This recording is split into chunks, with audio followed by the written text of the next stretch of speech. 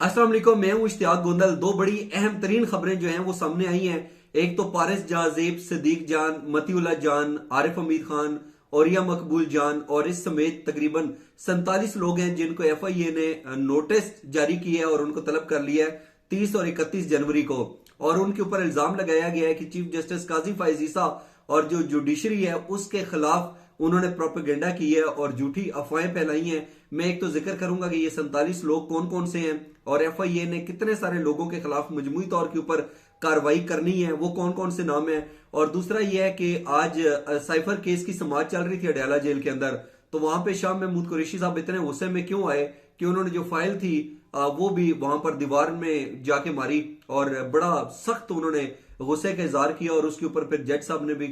काफी जो है बर्मी का इजहार किया और उन्होंने वार्निंग दी। ये दोनों चीजें आपके सामने रखना चाहता हूँ। सबसे पहले हम बात कर लेते हैं। आपको मालूम है कि जो इलेक्शन कमीशन ऑफ पाकिस्तान था उसने पाकिस्तान तहरीक इंसाफ से बल्ले का निशान वापस ले लिया था और उन्होंने कहा था कि आपने इंट्रा पार्टी इलेक्शन नहीं करवाए। और उसके बाद पेशावर हाई कोर्ट से पाकिस्तान तहरीक इंसाफ को जो है वो रिलीफ मिला था और इलेक्शन कमीशन ऑफ पाकिस्तान का फैसला जो था वो कलदम करार दे दिया था। और उसके बाद इलेक्शन कमीशन ऑफ पाकिस्तान जब सुप्रीम कोर्ट में गया तो वहां पर केस की समाअत हुई।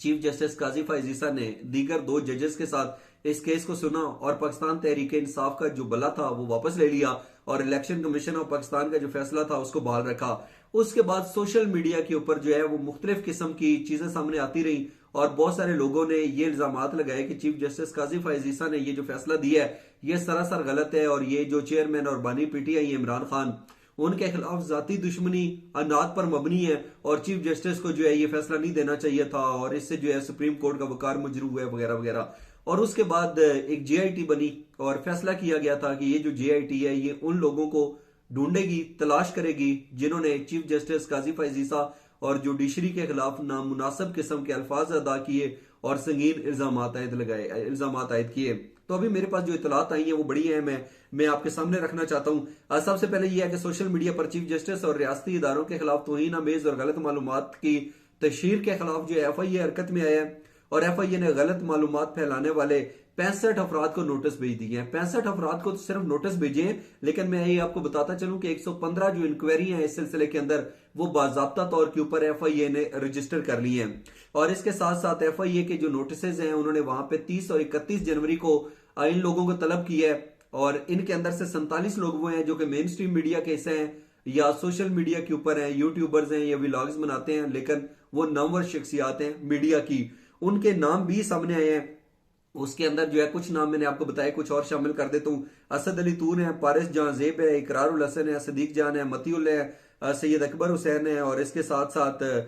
साकिब बशीर साहब भी हैं, सिरल अलमाइडा भी हैं और इसके अलावा कुछ और नाम भी शामिल हैं। इसके अंदर आरिफ हमीद भट्टी साहब भी शामिल है और इसके साथ साथ औरिया मकबूल जान साहब का भी नाम है, इमरान खान का भी इसके अंदर, इमरान रियाज का नाम भी शामिल है। तो ये 47 लोगों की एक फहरिस्त जो है, एक लिस्ट जो है वो मुझ तक पहुंची है और उसके अंदर कुछ जो पॉपुलर नाम है जिनको आप यकीनन जानते होंगे वो मैंने आपको बता दिए हैं और आप इनको एफआईए ने तलब किया है। और तलब करने की दो रीजंस हैं। एक तो ये है कि जो एफआईए है या जो हुकूमती इदारे हैं वो समझते हैं कि इन्होंने जुडिशरी और चीफ जस्टिस के ऊपर जिस तरीके से इल्जाम आयद किए वो बेतुके किस्म के इल्जाम थे, हकीकत के मुनाफी थे, उनके अंदर कोई सच कोई हकीकत नहीं था, इसलिए इनको तो कानूनी दायरे में आना चाहिए। लेकिन इसके साथ साथ एक पैगाम भी दिया जा रहा है कि अगर ये नामवर साफी जो बड़ा सोशल मीडिया के ऊपर और मेन स्ट्रीम मीडिया के ऊपर एक्टिव है, अगर हम इनको तलब कर सकते हैं तो तुम्हें भी बुला सकते हैं, इसलिए जरा मोहतात होकर इस तरीके से बेतुके किस्म के इल्जाम न लगाएं। तो ये एक पैगाम भी है उन लोगों के लिए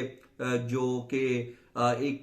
जिनके बारे में खदशा है कि ये भी आगे चलकर अगर इनको अभी वक्ती तौर के ऊपर सख्त एक्शन न लिया गया तो फिर आगे चल के दूसरा तीसरा चौथा पांचवा बंदा जो है वो इसी तरीके से चीफ जस्टिस, जुडिशरी और अदालत के ऊपर इल्जाम लगाएगा। ये तो एक खबर थी। अच्छा, जो दूसरी खबर है ना वो साइफर केस के हवाले से है। उसके हवाले से मैं कुछ चीजें आपके सामने रख देता हूँ, फिर इसके ऊपर हम अपना एनालिसिस भी करेंगे। एक तो यह है कि ऑफिशियल सीक्रेट एक्ट से मुतालिक जो अडयाला जेल के अंदर साइफर केस की समाअत हुई और शाह महमूद कुरैशी ने स्टेट डिफेंस काउंसिल से फाइल छीनकर दीवार पे दे मारी। अब स्टेट डिफेंस काउंसिल का ये कंसेप्ट नया है, इससे पहले हमने केसेस के हवाले से नहीं सुना। ये क्या माजरा है, मैं इसके हवाले से आपको तफसीलात बताता हूँ। एक तो ये है कि जो इमरान खान के वकला हैं जिन्होंने वहां पे दलाइल देने होते हैं वो अदालतों के अंदर पेश नहीं हो रहे थे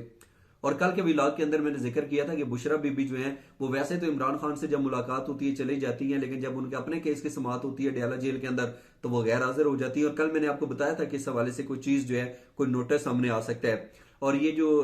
खबर अभी मैंने आपके साथ शेयर की उसके हवाले से जो सबसे बड़ी पेशरफ्त है वो ये है कि इमरान खान और शाह महमूद कुरैशी के वकला के ना आने पर स्टेट डिफेंस काउंसिल मुकर्रर। मलिक अब्दुल रहमान, इमरान खान, हजरत यूनुस शाह, शाह महमूद कुरैशी के लिए डिफेंस काउंसिल होंगे और कौंसल मुलजमान की नुमाइंदगी करते हुए गोहान पर जरा करेंगे। जज अबुल हसनात जुल्करनैन का हुक्मनामा। अब बेसिकली जब इनके वकला नहीं आ रहे थे तो फिर डेफिनेटली केसेस ने तो आगे बढ़ना है और उसके लिए जो है ना ये डिफेंस काउंसिल मुकर्रर किए गए इमरान खान और शाह महमूद कुरैशी के लिए। तो अब डेफिनेटली शाह महमूद कुरैशी और इमरान खान जो है उनके लिए ये चीज नाकाबिले कबूल थी जब उनके अपने वकला उनको इस तरीके से जो उनके ऊपर इल्जाम हैं उसे बाहर नहीं निकाल पा रहे, तो ये डिफेंस काउंसिल कैसे निकाल सकते हैं। और इस हवाले से शाह महमूद कुरैशी साहब के अपने तहफात थे और आज उनसे बर्दाश्त नहीं हुआ और उन्होंने इस तरीके से फाइल उनसे छीनी और उसके ऊपर जो है दीवार के ऊपर दे के मारी। तो अदालत के अंदर काफी गर्मा गर्मी का जो है वो माहौल बना रहा और उसके अंदर जो है वो जज साहब गुस्से में भी आए, उन्होंने बर्मी का भी इजहार किया और वार्निंग भी दी है। तो अडयाला जेल के अंदर तो आज ये हुआ है, लेकिन अब आने वाले दिनों के अंदर क्या होगा। कल के व्लॉग में मैंने बड़ी तफसील के साथ बताया था कि कुछ अकाउंट से उनको वेरीफाई किया जा रहा है कि बाहर दुनिया के दीगर ममालिक से जो पाकिस्तान तहरीक इंसाफ के सहूलतकार हैं, ये उससे वाबस्ता लोग जो हैं उन्होंने कुछ यहाँ पे रकूम भेजी हैं और उन रकूम के ऊपर ये इल्जाम लगाया जा रहा है। और इसके हवाले से वो कह रहे हैं कि हमारे पास शाहिद भी हैं कि ये जो रकम है ना ये वोटर्स के अंदर तकसीम हुई है, उनके अकाउंट्स में आई है, ये उम्मीदवारों के अकाउंट्स में आई है और रकम का आना गलत नहीं है, लेकिन तासर ये दिया जा रहा है, एक इस तरह का माहौल बनाया जा रहा है कि ये जो रकम है ये इंतखाबात के ऊपर असरअंदाज होने के लिए भेजी गई है। अब जिन्होंने भेजी है उनकी भी जो है वो लिस्टें फाइनल हो गई हैं और जिनके अकाउंट्स में आई हैं उनकी भी लिस्ट जो है वो सामने आ चुकी है, फहरिस्तें मुरतब कुछ हो चुकी हैं, कुछ हो रही हैं और लगता यह है कि पाकिस्तान तहरीक इंसाफ के लिए still there is no space in general elections 2024 और अभी तक जो है वो पाकिस्तान तहरीक इंसाफ के खिलाफ जाराना इकदाम जो हो रहे हैं और ये जो सिलसिला है ये जारी रहेगा। इस सूरत हाल के अंदर आप कितने पुरुमीद हैं, ये आप समझते हैं कि पाकिस्तान तहरीक इंसाफ जो है वो इन